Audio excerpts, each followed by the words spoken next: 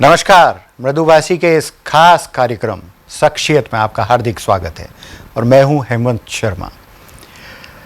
तिरंगा जो देश की आन बान और शान है, लेकिन इस तिरंगा शब्द है जो उसके मान सम्मान में कहीं भी कोई कमी बेसी जाने अनजाने में होती है। तो इंदौर का एक शख्स है जिन्होंने ये बीड़ा उठाया है कि तिरंगे के सम्मान में जो बातें लोगों को सिखाई जाना चाहिए वह सिखाई जाएगी। किसी भी कंडीशन में तिरंगे का अपमान बर्दाश्त नहीं किया जाएगा। और वह शख्स है तिरंगा अभियान चलाने वाले हमारे रिटायर्ड पुलिस अधिकारी श्री रवि अत्रोलिया जी। रवि अत्रोलिया जी, आपका हार्दिक स्वागत है मृदुभाषी के इस खास कार्यक्रम में। रवि जी के बारे में मैं आपको बता दूं कि तिरंगा अभियान चलाने का इन्होंने बरसों से बीड़ा उठाया है और गांव-गांव, गली-गली, स्कूल, कॉलेज सभी दूर इस अभियान को पहुंचाया है। और वह इसलिए कि तिरंगे के सम्मान में कहीं कोई कमी नहीं होना चाहिए, कहीं कोई अपमान नहीं होना चाहिए।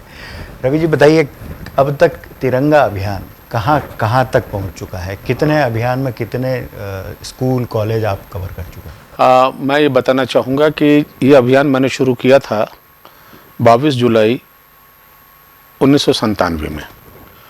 जिस तरह से आज हम आज़ादी की हीरक जयंती मना रहे हैं, वैसे ही उस वक्त हम देश की आज़ादी की 50वीं सालगिरह मना रहे थे और उसी जोश में पूरा देश डूबा हुआ था कि तैयारियों में लगा हुआ था। और मैं सच कहूँ कि मुझे तकलीफ तब हुई कि यार, तिरंगे झंडे की भी तो 50वीं वर्षगांठ है ये, और तिरंगे के बारे में कहीं किसी को कोई खबर ही नहीं।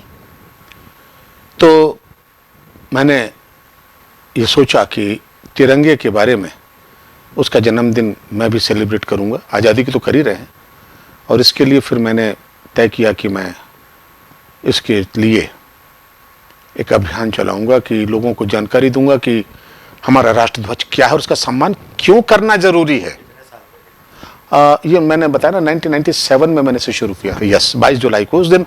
और 22 जुलाई इसलिए मैं बताना हाईलाइट कर रहा हूं कि 22 जुलाई 1947 को हमने संविधान सभा में इसे स्वीकार किया था कि आजाद भारत का राष्ट्रध्वज कैसा होगा।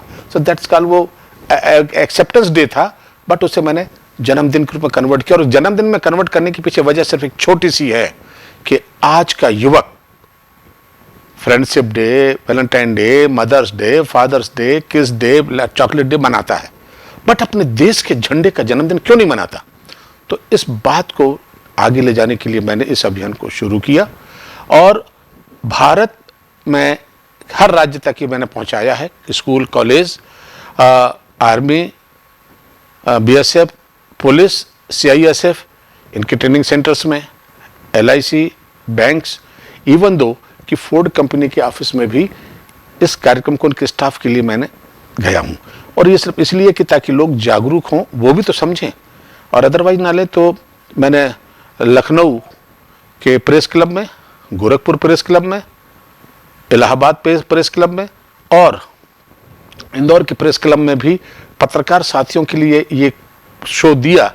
और वो सिर्फ इसलिए क्योंकि ये वो लोग हैं कि जो मेरी आवाज़ को और लोगों तक पहुंचा सकते हैं, क्योंकि वही राष्ट्रीय पर्वों पर शहर में घूमते हैं कवरेज के लिए, और अगर वो कोई गलती देखते हैं तो उसे वो हाईलाइट भी करेंगे और उसमें सुधार होगा। तो इस तरह से पूरे भारत के सभी राज्यों में और अमेरिका के 2 शहरों में, जो नॉर्थ कैरोलिना में है, शार्लेट और अटलांटा, यहाँ पर विदेशों में दो प्रोग्राम दिए। और इस तरह से आज की तारीख में मैं 392 लेक्चर दे चुका हूँ। एनसीसी में तो स्थायी रूप से जाते ही रहता हूँ। और अगर मैं ये कहूँ कि अभी कोरोना काल में भी चुप नहीं रहा, ऑनलाइन भी शुरू हुआ। तो पहले ऑनलाइन का मुझे अनुभव मिला है GSTI इंदौर ने जो किया था, उसके बाद भीरूलाल पाटीदार कॉलेज जो महू में उनने कराया। तो वो मतलब उनके साथ एनसीसी और दीगर अधिकारी पूरे भारतवर्ष से जुड़े थे। इसके साथ दिल्ली की एक एजेंसी थी, उसने लिया। उत्तर प्रदेश की एक एजेंसी थी, अपने चैनल, उन्होंने इस बात को लिया। फिर अभी जो सबसे बड़ी उपलब्धि हुई है कि डॉक्टर भीमराव अंबेडकर यूनिवर्सिटी आगरा ने भी ऑनलाइन कराया, और उसमें तो पूरे उनके उत्तर प्रदेश के मैक्सिमम कॉलेज के अधिकारी और एनएसएस के अफसर जुड़े थे। और सबसे बड़ी बात अब ये कहना चाहता हूं कि आपको भी इस बात का एहसास होना चाहिए कि राष्ट्रध्वज तिरंगे के बारे में हम सबको सिर्फ इतनी जानकारी है कि 3 रंग का है, एक चक्र है, नीले रंग का है, फहराता है, बहुत हो गया, ठीक। और मजेदार बात यह है, मैं अपने अनुभव से बात करूं, मैं अपनी उम्र के लोगों के साथ की बात करूं, फिर आपकी पीढ़ी और आपके छोटे जो और नई पीढ़ी आ रही है उनकी बात करूं। 15 अगस्त और 26 जनवरी को हम लोगों को स्कूल कॉलेज में बुला लिया जाता है, हम बैठे रहते हैं। खासतौर से जब हम स्कूल पढ़ते थे तब 15 अगस्त 26 जनवरी को बैठे हैं, सफेद बाल वाला कोई बंदा टोपी लगाए भाषण झाड़ रहा खूब, जो हमें बिल्कुल समझ में नहीं आ रहा, हमारे सर के ऊपर से जा रहा है। एक टीचर खड़े रहते थे जो कहाँ पे ताली बजा, वो इशारा करते थे, हम ताली बजाते थे। और इसके बाद बैठे इसलिए रहते थे कि इसके बाद हमको लड्डू मिलेगा या केला और समोसा वगैरह में नाश्ता मिलेगा, ये लालच। अफसोस ये रहा मुझे कि हमारे उन गुरुओं को भी बताना था कि झंडा क्या है, ताकि मैं एक सच्चा भारतीय नागरिक होने के नाते उसका सम्मान करूं, लेकिन ये किसी ने नहीं सिखाया। अफसोस ये है मेरे भाई अहमद भाई कि आज भी हमारी स्कूलों में इसके बारे में कोई जानकारी नहीं दे रहा, ना हमारे सरकारों ने कोई सिलेबस बनाया। लेकिन सर आज के दौर में जब आप ये अभियान चला रहे हैं, लगातार आप बरसों से ये अभियान चला रहे हैं, स्कूल हो, कॉलेज हो, एनसीसी कैंप हो, कई प्रतिष्ठान हो, इस अभियान के बाद जो बदलाव आया है, लोग सम्मान करना सीखे हैं, लोगों को जानकारियाँ मिली, अब कैसा लगता है आपको? हाँ, बहुत सही कहा। जब शुरुआत की थी मैंने तो अमूमन लोग, अरे क्या तुम चल पड़े यार, पुलिस की नौकरी करो, कहाँ काम में लग गए। तो मैंने ये कहा था कि भाई जो कमी मेरे स्कूली लाइफ में रही है वो कमी इस आने वाली पीढ़ी में ना रहे। और क्योंकि मेरी पीढ़ी के अब जो लोग हैं उनको तो समझने में इंटरेस्ट नहीं है, क्लियर। मगर मैंने कहा जो नई पीढ़ी आ रही है जिस पर देश की भविष्य उनके कंधों पर है, इसे तो जागरूक होना चाहिए। इस गरज से मैंने कहा मैं तो शुरू हो रहा हूँ, परिणाम देखेंगे क्या होता है। लेकिन आपने जो बात कही कि जो मैंने बदलाव देखा है, तो ये सच बता दूं कि बदलाव की शुरुआत भी इंदौर से हुई थी। घटना ये अपने शाह साहब जो मंत्री हैं, जसविजय शाह साहब के समय की घटना है। यूनिवर्सिटी में एक कल्चर प्रोग्राम था, वो मंत्री थे, शिक्षा मंत्री थे। वहाँ पर ये अपने देवी विश्वविद्यालय की यूनिवर्सिटी में खंडूर रोड पर, वहाँ एक फैशन शो का कोई एक आइटम रखा था जिसमें ये तिरंगे झंडे को भी लेके चलने की बात हुई और जनगण मन का प्रदर्शन हुआ। और उसके बाद फिर अगले प्रोग्राम की अनाउंसमेंट हुई। तो जागरूकता का नमूना ये कहें कि लड़के खड़े हो गए कि साहब जनगण मन होने के बाद तो फिर वो प्रोग्राम खत्म हो जाता है, ये उनका विवाद हो रहा था। फिर उनमें से किसी एक लड़के ने मुझे फोन लगाया वहीं हाल से कंफर्म करने के लिए। मैंने कहा हाँ, अगर मान लीजिए चूंकि कल्चर प्रोग्राम चल रहा है और अगर ये हो गया है और उसे कंटिन्यू अगले प्रोग्राम तरफ जाना है तो उसके बेहतर ये होगा कि पहले आप अपना मतलब फैल जाए, उसके बाद फिर रीअसेंबल हो, तो फिर ये होगा, मतलब एक ब्रेक दे दे और फिर आ जाए। वहां पर इतना जम के विरोध हुआ था कि मंत्री महोदय को भी एहसास हुआ था कि यही है। तो ये जागरूकता की पहली शुरुआत थी।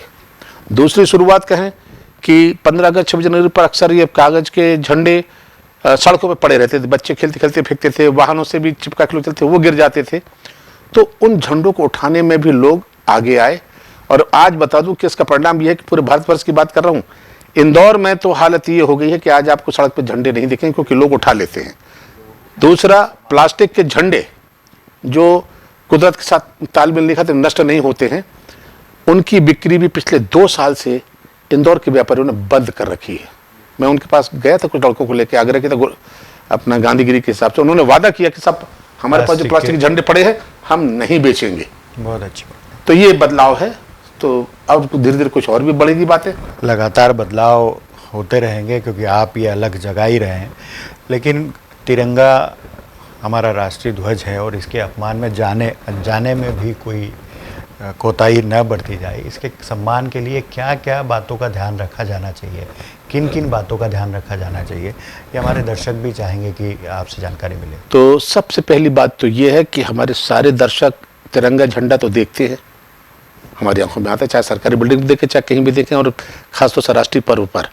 तो सबसे पहले शुरुआत मैं वहाँ से करना चाहूँगा सभी श्रोताओं के लिए, दर्शकों के लिए, कि पहले तो वही समझ लें कि मानक ध्वज क्या है। सबसे बड़ी बात, क्योंकि पहली गलती वहीं से शुरू होती है। मानक ध्वज की पहचान ये है कि हमारा राष्ट्रध्वज तिरंगा आयताकार होता है, जिसकी लंबाई 2 और चौड़ाई 3 होती है। आपको बताना चाहूँगा कि भाई लोगों को लंबाई चौड़ाई के लिए उनकी थ्योरी अलग है। जो मैंने अनुभव किया था प्रोग्राम के दौरान, वो ये कहते थे कि जब वो हॉरिजॉन्टल जाएगा तो वो लंबाई कहलाएगी और जो हॉरिजॉन्टल रहेगा वो चौड़ाई कहलाएगी। तो मैंने उनको बताया कि ध्वजदंड खड़ा है 12 फीट लंबा, 15 फीट लंबा, ये बोलते ना हम। तो मैंने कहा इसीलिए चौड़ाई वहां जाएगी 2 फीट की, 2 बाई और 3 ऐसे, और वो है भी वैसा शेप, लेकिन वो समझने का तरीका एक तो ये कि 2 बाई 3 का होना चाहिए।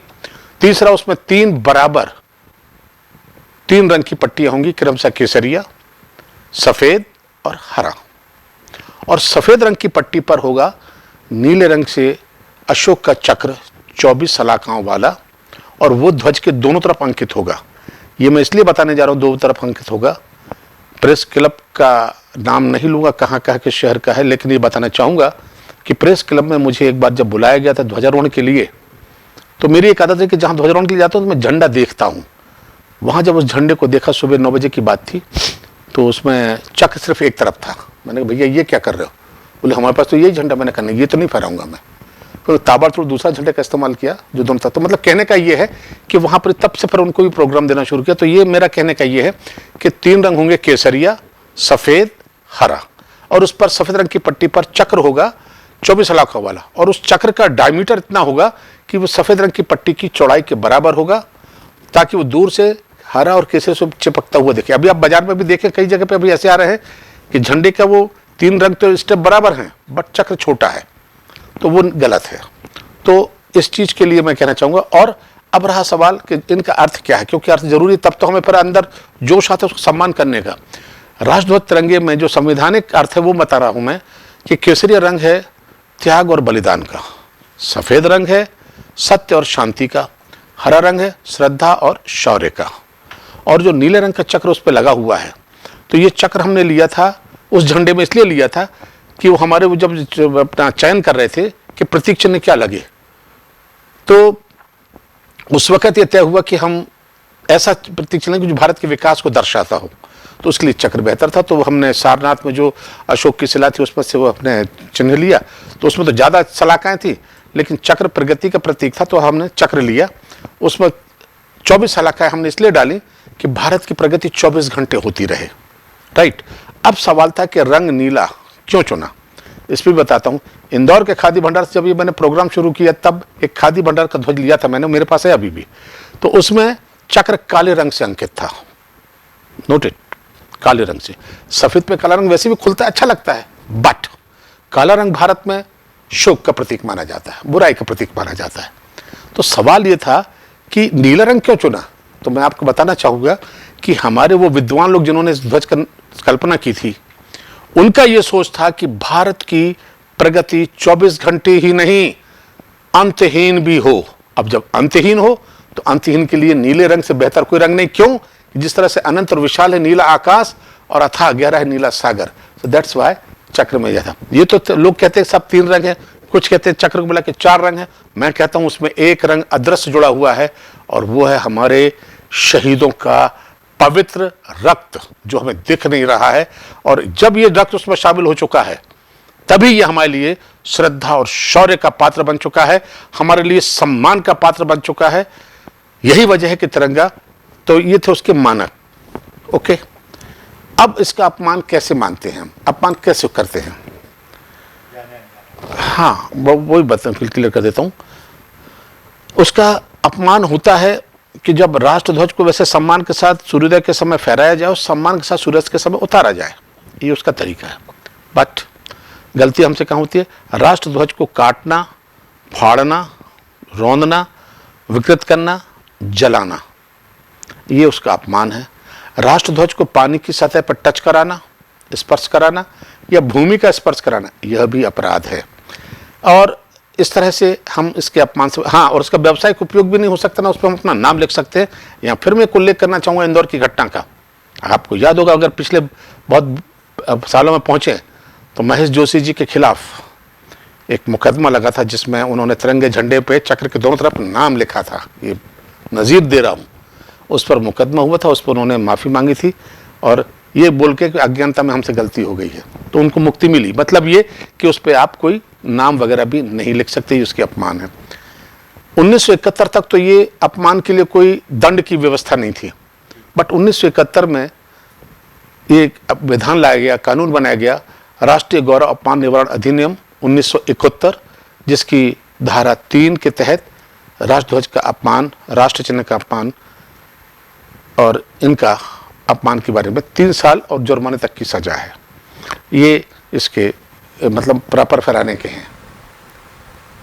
22 जुलाई 1947 को भारतीय संविधान में राष्ट्रीय ध्वज को संविधान सभा संविधान सर, लेकिन हम देखते हैं सर कि 15 अगस्त, 26 जनवरी या फिर तिरंगा दिवस या जन्मदिन की बात करें, उसके अलावा हमें तिरंगा नज़र नहीं आता। केवल सरकारी दफ्तरों की बात की जाए तो आप मतलब जिस तरह से आप एक अभियान भी चलाना चाहते हैं कि हर घर में तिरंगा हो, ये 15 अगस्त 26 जनवरी आप लोग चाहते हैं, किस तरह आप मतलब क्या कि इस अभियान को कैसे ले जाना चाहते हैं? मैं असल में क्या है, लोगों को ये जानकारी नहीं है। अभी आपने कहा ना कि अज्ञानता में भी हम उसका अपमान कर बैठते हैं। मैं आपको बताना चाहता हूँ, अपने इंदौर के राजवाड़े की एक घटना, अब आप तो पत्रकार हैं, आपको मालूम होगा, वहाँ पर राजवाड़े पर वहाँ का जो प्यून था वो रोज झंडा फहरा देता है वहाँ पर तिरंगा। एक दिन उससे गलती से उल्टा लग गया, अब जो भी वजह थी मीडिया ने कवर किया, और बस अब चूंकि उनको एक मौका मिला कि कलेक्ट्रेट पे हमला करें कि भाई कि ये क्या तमाशा हो रहा है, उस वक्त उन्होंने मेरी बाइट ली। तो मैंने जो कहा वो मैं दोहरा देता हूँ, तो आपको जो जाने अनजाने में गलती होती है वो अपराध है या नहीं, ये खुलासा हो जाएगा।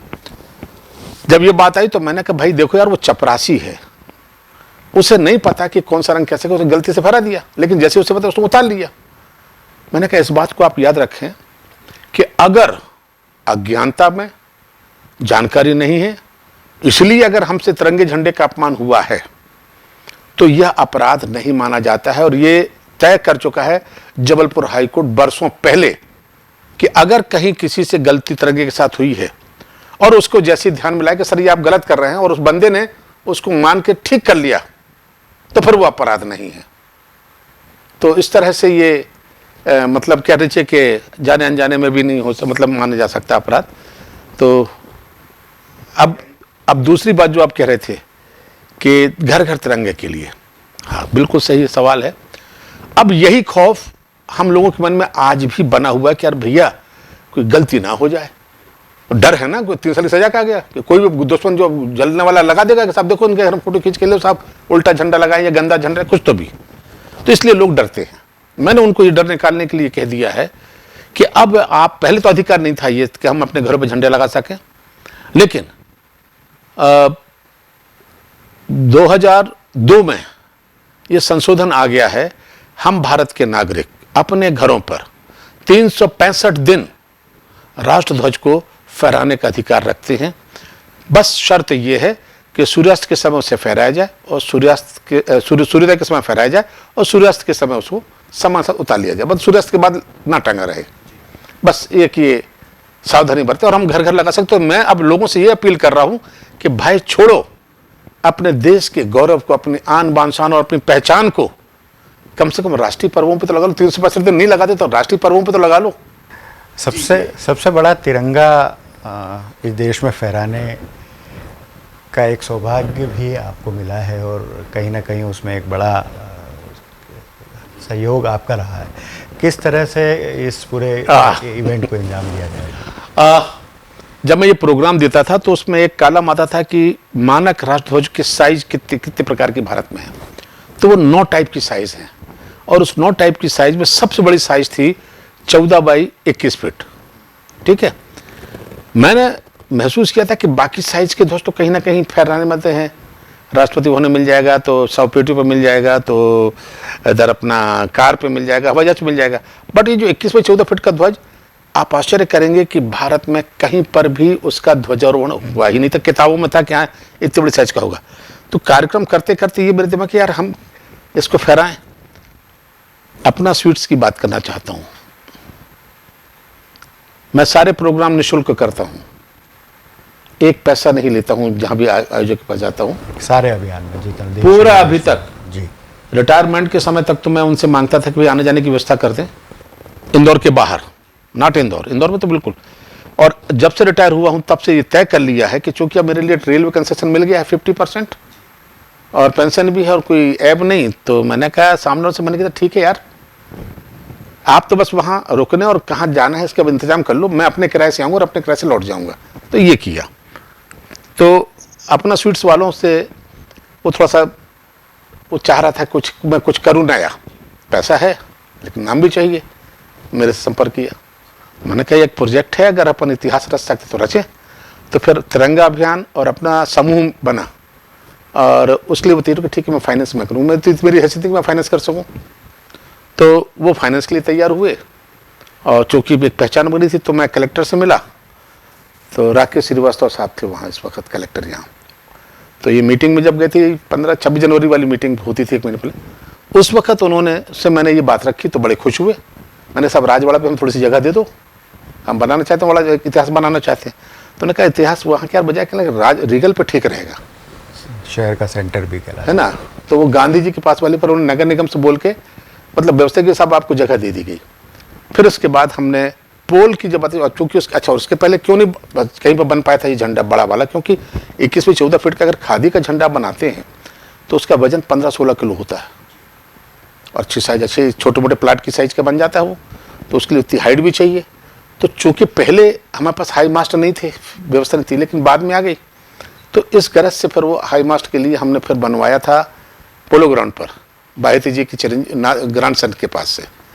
और उसको लाने का भी मज़ेदार बात ये थी कि उसे हम रात के 10 बजे भैरव अपना बाणगंगा की तरह जो है अपना मरी मात, वहाँ से हमें रीगल तक आने में 5 घंटे लगे थे और वो 2 ट्रालों पे टंग के आया था। और डर ये लग रहा था कि सही सलामत पहुँचे, क्योंकि बीच में टर्निंग भी थी। और रात में हम 10 बजे इसलिए निकले कि 12 बजे के बाद थोड़ा सन्नाटा तो हम आराम से ले जाएंगे। तो इस तरह से वो उन्होंने लगाया और फिर हमने पूरे मानक के साथ ही बनवाया झंडा। और एक और घटना बड़ी तकलीफ दी थी कि उस झंडे में चक्र भी उसी साइज का लगना था। अब उतनी बड़ी स्क्रीन प्रिंट वाली मशीन यहाँ पे है ही नहीं ना, उतना बड़ा एक ही, और मैं चाह रहा था कि एक ही बार में प्रिंट हो। वो यहाँ लोग थे कि सब 3 टुकड़ों में कर देंगे। मैंने कहा भाई साहब अगर बाल भर भी थोड़ा सा प्रिंटिंग में गड़बड़ी आई, जब पूरा बड़ा बनेगा तो पूरा अंतर काफ़ी दिखेगा। इस बात को अजय मलमकर जो अपना है उसने कहा भाई साहब मैं करता हूँ। तो उससे एक अलग टेक्निक थी, उसने पूरा काट के और उसके अलग वो मदद नहीं हो, लेकिन उसने वो बना के दिया और वही बना रहा है। आप इतनी बारीकी से तिरंगे को लेकर इतने संजीदा रहते हैं, इतना अवेयरनेस फैलाते हैं, लेकिन बावजूद इसके कहीं आपको उसका आपके सामने अपमान होता हुआ दिखता है, तो क्या रिएक्शन होता है? पहला रिएक्शन आपका किस तरह से होता है? मैं सच कहूँ मेरा तो खून खोलने लगता है कि लगता है इसको क्या कर डालूं। और इसके लिए अगर मुझे कहीं सही स्थिति मिल गई तो मुकदमे भी दायर किए हैं। वो मंदिरा बेदी उसने साड़ी पर पैरों के पास आ गया था झंडा, उसमें कानपुर में हमारे कुछ हैं बंधु उनके मदद से वहाँ करवाया। और ये फिल्म आई थी कारगिल, जिसमें ये जेपी दत्ता की फिल्म थी, उसमें तो क्लियर कट था कि जो शव पेटी पर तिरंगे झंडा जैसा लगना चाहिए वैसा नहीं लगा था, गलत जगह से लगा था। उस पर लेके मैंने मुकदमा किया, जिस पर उनके खिलाफ भी कार्रवाई शुरू हुई और उन्होंने फिर हाईकोर्ट से रिवीजन में लगा के अटका लिया मामला। लेकिन मेरा खौलता खून, इवन दो कि राजनेता के द्वारा भी अनदेखा किया गया था इस गलती को, तो उनके खिलाफ भी मैं तैयार हो गया था बोलने को, जबकि उस वक्त पुलिस की नौकरी में था और मुझे नहीं बोलना चाहिए था। लेकिन अपमान सहन, चूंकि अपमान, देखिए राजध्वज, मैं तो इसलिए मानता हूं, आज भी कह रहा हूं कि राष्ट्रध्वज का अपमान अगर जो भी करेगा, चाहे कितनी बड़ी हस्ती क्यों ना हो, वो भारत का नागरिक है, तो उसको अपमान तो नहीं करने दूंगा, और करेगा तो उसके खिलाफ भी बोलूंगा, ये तो तय है। 22 अगस्त 1600 में जब अंग्रेज हिंदुस्तान में प्रवेश कर रहे थे, राष्ट्रीय ध्वज की ताकत जो है वो अपने आप में बहुत जबरदस्त होती है। यस, प्रतिनिधित्व 22 अगस्त सन 1600 में गुजरात के सूरत शहर से जब अंग्रेज, कैप्टन हॉकिंस का नाम याद रखें, कैप्टन हॉकिंस के नेतृत्व में आए थे वो, और उनके हाथ में था ये यूनियन जैक। हमने देखा था मगर हमें नहीं पता था।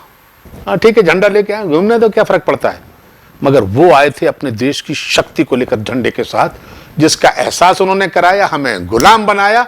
तब हमें समझ में आया कि राष्ट्रध्वज झंडे की ताकत क्या है, और राष्ट्रध्वज झंडे की ताकत का और क्लियर कट एहसास बताना चाहता हूं मैं, और सुन लो आप। झंडा आंदोलन, जिससे भारत में झंडे का खूब जोर शोर से प्रचार हुआ, नागपुर से कहा जाता है, बट इसका मूल स्वरूप था जबलपुर में।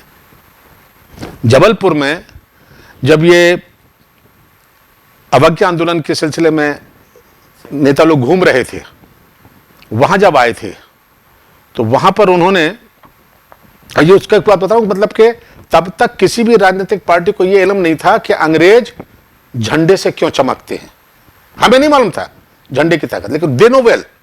तो ये जबलपुर में एहसास हुआ कि जब वहां पर वो वल्लभ भाई पटेल वगैरह एंड कंपनी जब आ रहे थे तो कहा भाई उनका सम्मान करेंगे, तो उन्होंने बुलाया, सम्मान किया, और जो विक्टोरिया हॉस्पिटल के बाजू में टाउन हॉल है, वहां पर उन्होंने अपना गांधी जी का चरखा ध्वज फहरा दिया। प्रशासन को भी अंडरकंड नहीं था। वो फोटो जब ब्रिटेन गई हैं तो ब्रिटेन में जो अधिकारी बैठे थे वो चढ़ बैठे भारत के अधिकारियों को, तुम देख क्या रहे हो, ये झंडा कैसे फहरा दिया गया।